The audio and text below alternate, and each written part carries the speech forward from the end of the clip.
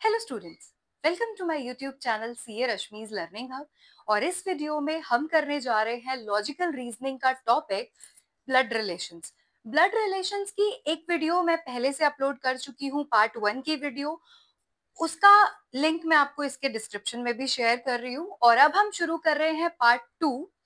और पार्ट 2 में हम क्वेश्चंस देखेंगे कुछ और ये क्वेश्चंस देखने से पहले जो मैंने आपको पार्ट 1 में रिवाइज करवाया था, मैं आपको फिर से एक बार बता देती हूँ कि मैंने आपको क्या बताया था। जब जैसे हायरार्की में अगर हम बात करें तो अगर कोई हमसे अपर जनरेशन का है तो आपको उसका नाम ऊपर लिखना है और उससे नीचे जनरेशन वाले का नाम नीचे लिखना है। इस तरह से एरो लगा के, चाहे ऊपर की तरफ एरो लगा दो या नीचे की तरफ। और जब भी कोई हमारे सेम जनरेशन का है तो आपको इस तरह से एरो लगा के दोनों का नाम लिखना है बराबर में। ठीक है। सेकेंड चीज कि जब भी आप किसी का नाम लिखोगे, फॉर एग्जाम्पल आपने लिखा एक्स, और अगर एक्स मेल है तो उसके नाम के नीचे छोटा सा एम लिख दो अपने नॉलेज के लिए कि ये मेल है। और अगर कोई फीमेल है तो उसके नाम के नीचे लेट्स से ये आर है और इसके नाम के नीचे छोटा सा एफ लिख दो। ठीक है। तो ये आपको बेसिक चीजें याद रखनी है कि जब भी कोई हमसे ऊपर जनरेशन का है तो उसका नाम ऊपर और हमारा नाम नीचे। अगर कोई हमसे नीचे की जनरेशन का है तो हमारा नाम ऊपर और उसका नाम नीचे। सेकेंड चीज, जो हमारे बराबर की जनरेशन का है, जैसे ब्रदर सिस्टर सेम जनरेशन के हो गए, तो उनको ऐसे आमने सामने सेम लेवल पे लिखना है आपको। और जो भी कोई मेल मेंबर है उसके नाम के नीचे छोटा सा एम लिख दो, फीमेल मेंबर है तो उसके नाम के नीचे छोटा सा एफ लिख दो। करेक्ट। उसके बाद आपको एक चीज और देखनी है कि जब भी कोई कपल है, मतलब मैरिड कपल है, हस्बैंड वाइफ है, तो हस्बैंड वाइफ का नाम साथ साथ लिख दो। जैसे एक्स और वाई सपोज मैरिड है तो एक्स और वाई साथ साथ लिख दो, ये एम और ये एफ, ये मेल फीमेल, मतलब ये दोनों मैरिड कपल हैं। तो क्वेश्चन शुरू करने से पहले बस ये बेसिक चीज आपको पता होनी चाहिए। अब हम देखते हैं इसके ऊपर क्वेश्चन, और क्वेश्चन है आपके सामने। ठीक है, तो चलिए देखते हैं question. A is mother of B, मतलब ए क्या है, ए कौन है, बी की मदर है। तो ए हो गई अपर जनरेशन की और बी हो गई उससे लोअर जनरेशन की। ठीक है। A is the mother of B, इसका मतलब हम ये कह सकते हैं कि ए कौन है, फीमेल है। तो ए के नीचे छोटा सा एफ लगा दिया कि ये फीमेल है। लेकिन बी जो है, अब बी ए का बेटा भी हो सकता है और बेटी भी हो सकती है। तो यहाँ पे हम अभी नहीं लिख सकते मेल या फीमेल, कौन है बी अभी हमें नहीं पता। आगे चलते हैं। सी इज सन ऑफ ए, अच्छा सी जो है वो ए का बेटा है, तो ए से नीचे की जनरेशन में है सी और बी के बराबर की जनरेशन में है सी। और ये बेटा है मतलब ये मेल है, तो मैंने छोटा सा एम लिख दिया। अब यानी कि बी और सी सेम जनरेशन के हो गए, या तो ये दोनों भाई भाई हैं, अगर बी मेल है तो ये दोनों ब्रदर्स हैं, अगर बी फीमेल है तो ये ब्रदर सिस्टर हैं। लेकिन हमें अभी तक क्वेश्चन को पढ़ के ये नहीं पता चला कि ये दो, जो बी है उसका जेंडर क्या है, वो मेल है या फिर फीमेल है। कोई बात नहीं, आगे चलते हैं। अभी तक का क्वेश्चन समझ में आया। ए बी की मदर है, मतलब A upper generation B lower generation. C is son of A, और सी जो है वो ए का बेटा है, तो बी और सी सेम जनरेशन के हो गए, या तो दोनों ब्रदर्स हैं या ब्रदर सिस्टर हैं। डी इज ब्रदर ऑफ ई, अब हमें बोला है डी जो है वो ई का ब्रदर है, लेकिन अभी तक हम ना डी को जानते हैं ना ई को जानते हैं, क्योंकि इस इंफॉर्मेशन में कहीं भी दोनों का कोई कनेक्शन ही नहीं था। तो हम इस लाइन को थोड़ा सा ब्रेक करके पहले नेक्स्ट लाइन रीड करते हैं। E is daughter of B, अब देखो यहां पे इनका कनेक्शन दे दिया ना एबीसी के साथ।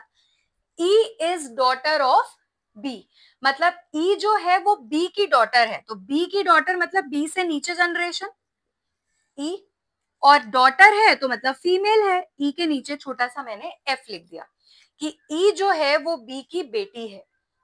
Correct.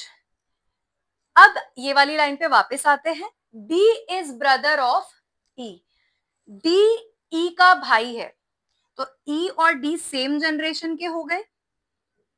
D is the brother of E, और ई फीमेल है और डी मेल है, तो ये दोनों भाई बहन है।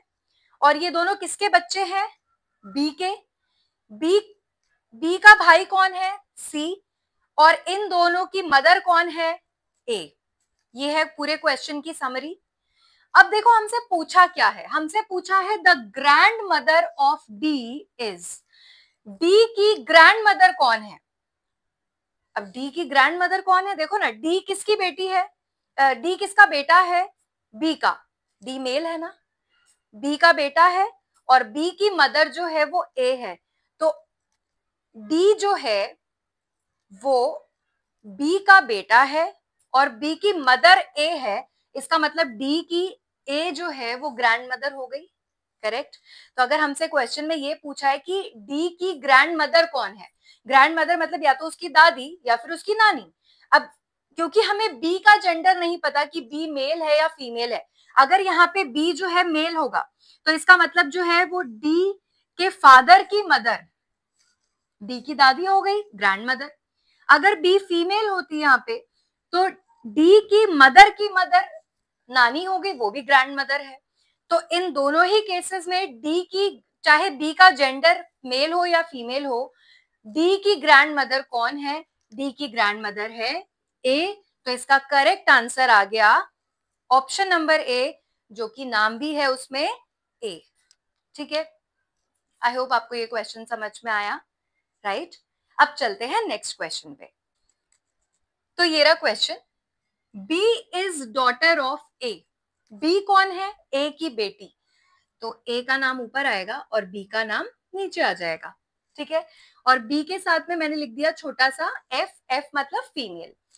तो ए की बेटी है बी, आगे चलते हैं। सी इज ब्रदर ऑफ बी, सी जो है वो बी का भाई है, बी का भाई है सी, तो सेम जनरेशन के हो गए दोनों, साथ साथ आ जाएगा दोनों का नाम सी, और यहाँ पे हम लिख देंगे एम क्योंकि ये मेल है। तो यहां से हमें ये पता चला कि सी और बी भाई बहन है, और ये दोनों किसके बच्चे हैं, ए के बच्चे हैं। अब ए इनकी मदर है या फादर है वो हमें नहीं पता, क्योंकि ये नहीं बता रखा कि उसका जेंडर मेल है या फीमेल है, पर ये दोनों ही ए के बच्चे हैं, ओके।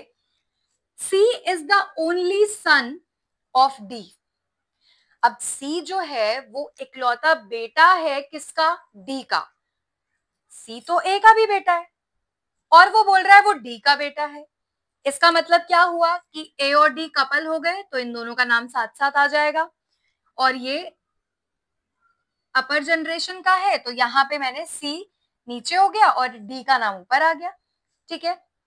तो हमें यहाँ से ये पता चला कि ए और डी हस्बैंड वाइफ है, पर हस्बैंड कौन है वाइफ कौन है वो नहीं पता, लेकिन ये दोनों हस्बैंड वाइफ है, और इन दोनों के दो बच्चे हैं बी और सी, ठीक है। अब देखो आगे, आगे लिखा है C and E are married couple, मतलब सी और ई जो है वो कपल है। सी है मेल, इसका मतलब ई है फीमेल, तो सी की वाइफ है ई, यहां से हमें ये पता चला, साथ साथ इनका नाम लिख दिया दोनों का। आगे चलते हैं, F is the only son of E, F जो है वो ई का बेटा है, तो नीचे जनरेशन में आ गया एफ, और ये मेल है, नीचे छोटा सा एम लिख दिया। अब एफ जब ई का बेटा है तो मतलब ऑब्वियसली सी का भी बेटा है, तो सी का बेटा है एफ, सी और बी जो है वो भाई बहन है, मतलब बी सी की बहन है, और ये दोनों बी और सी किसके बच्चे हैं, ए और डी के। यहां तक हमें क्लियर है, आगे चलो। Then how is F related to A, F का ए के साथ क्या रिलेशन है, एफ ए से कैसे रिलेटेड, मतलब एफ ए का क्या लगता है, एफ मेल है ना, एफ ए का क्या लगता है, एफ और ए का क्या रिश्ता है। तो आप देखो एफ किसका बेटा है, सी का, ठीक है, और सी के जो पेरेंट्स है ना वो ए और डी हैं, तो मतलब ए जो है या तो वो सी की मदर है या फादर है, मतलब पेरेंट्स है, तो एफ के मदर के पेरेंट्स हैं ए और डी, इसका मतलब एफ का जो रिश्ता है ए के साथ, एफ उनका ग्रैंडसन हो गया, करेक्ट। एफ ए से कैसे रिलेटेड है, एफ या तो ए एफ का जो है वो ग्रैंड फादर है या फिर ग्रैंड मदर है, तो एफ का ए के साथ क्या रिलेशन है, एफ कौन लगा, एफ है ग्रैंडसन, या तो उनका पोता है या उनका दोता है, तो एफ ए का ग्रैंडसन है, ठीक है, तो आंसर आ गया ए यहाँ पे, ग्रैंड सन।